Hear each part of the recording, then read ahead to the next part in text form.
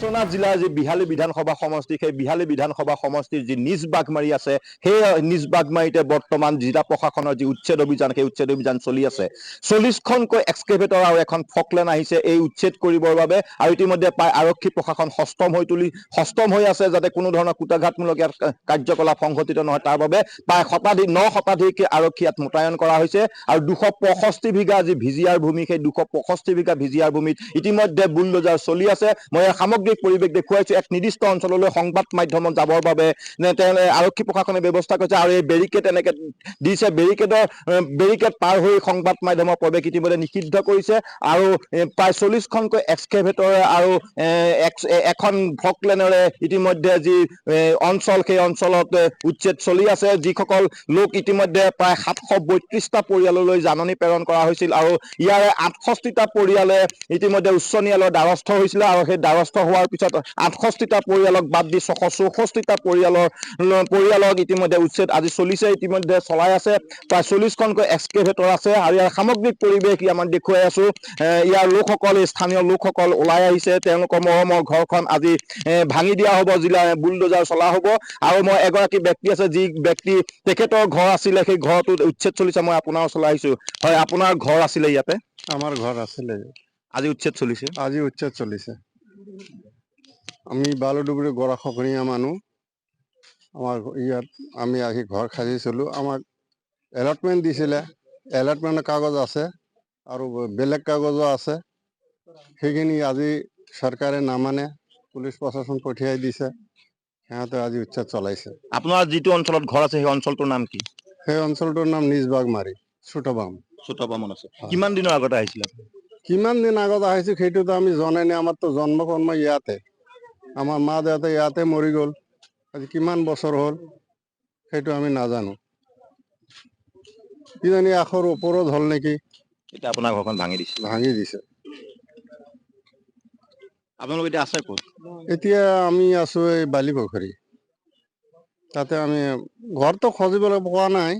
যেনে তেনে মানে আশ্ৰয় এটা মই আছো আৰু আপোনাৰ পকা ঘৰ আছিল আমাৰ পকা ঘৰ আছিলে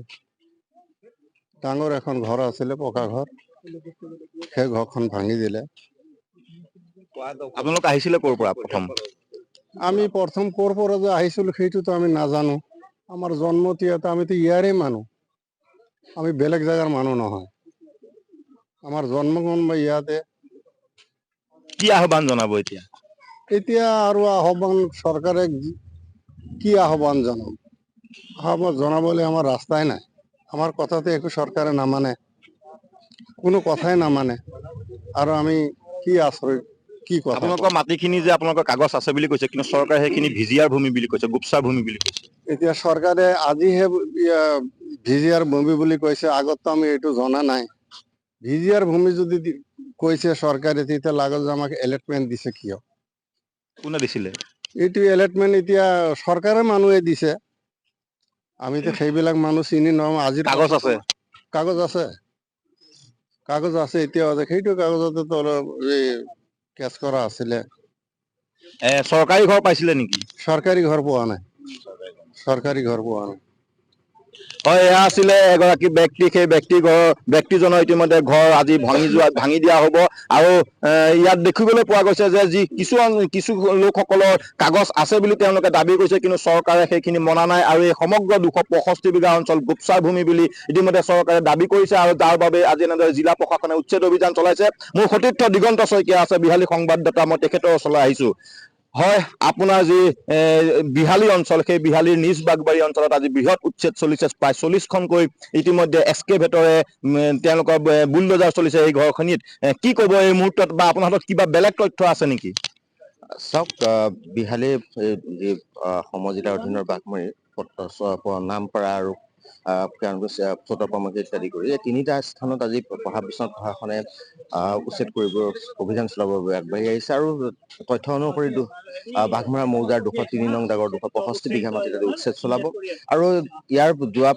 অক্টোবৰ মাহৰ 24 তাৰিখে এই অঞ্চলত এক অভিযান চলাবৰ কাৰণে বিশ্বনাথ জিলা প্ৰশাসনে এক উদ্যোগ গ্ৰহণ কৰিছিল সেই সময়ত মহামান্য উচ্চ ন্যায়ালয় গুৱাহাটী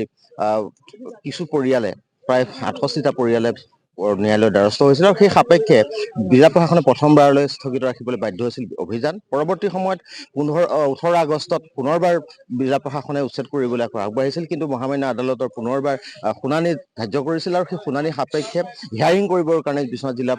জিলা প্ৰশাসনক তেওঁলোকে নিৰ্দেশ প্ৰেৰণ কৰিছিল। সেই সাপেক্ষে দ্বিতীয়বাৰৰ কাৰণে বন্ধ হ'ল আৰু তৃতীয়বাৰ আছিলে 18 ছেপ্টেম্বৰতো সেই একেদৰে গোচৰ সাপেক্ষে মহামান্য উচ্চ ন্যায়ালয় গুৱাহাটীত সেই সাপেক্ষে পুনৰবাৰ স্থগিত কৰা হৈছিল আৰু এয়া হৈছে জিলা প্ৰশাসনৰ চতুৰ্থবাৰ পদক্ষেপ। আৰু এইবাৰ দেখা পোৱা গৈছে যে এই অঞ্চলটোত ৰাইজে যথেষ্ট সহায় সহযোগ কৰা ইতিমধ্যে দেখা পোৱা গৈছে। এই মুহূৰ্তলৈকে ৰাইজৰ সহায় সহযোগিতা আমি দেখা পাইছো আৰু 203 নং যি দাগ আছিল বাঘমৰা মৌজাৰ, তাৰ 265 বিঘা মাটিত 664টা পৰিয়ালক আজি উচ্ছেদ কৰিব। আৰু ইয়াৰ পূৰ্বে আচলতে প্ৰশাসনে তিনিবাৰকৈ যি অভিযান আৰম্ভ কৰিছিল 732 গৰাকী পৰিয়ালৰ 32টা পৰিয়ালৰ উচ্ছেদৰ অভিযান আৰম্ভ কৰিছিল, কিন্তু শেহতীয়াকৈ শান্তিপূৰ্ণভাৱে এতিয়া দেখা পোৱা গৈছে। এটা কথা উল্লেখ কৰিব লাগিব যে আজি যি উচ্ছেদ অভিযান, সেই উচ্ছেদ অভিযানৰ পাক মুহূৰ্তত কালি নিশা কিন্তু আমচুৰ দুগৰাকী নেতাক ইতিমধ্যে জিলা আৰক্ষীয়ে আটক কৰি বিহালী থানাত ইতিমধ্যে ৰাখি থৈছে। এই সম্পৰ্কৰ কিবা এই উচ্ছেদৰ লগত কিবা আছে নেকি সম্পৰ্ক? চাওক, যোৱা নিশা প্ৰায় 12 মান বজাত বিশ্বনাথ জিলাৰ সভাপতি হুছেইন চিকদাৰ আৰু সহকাৰী সম্পাদক ফকীৰ আলী আৰু বিহালীৰ এগৰাকী আমচু নেতৃত্বত থকা আব্দুল বাৰেক বুলি এগৰাকী যুৱকক নিশা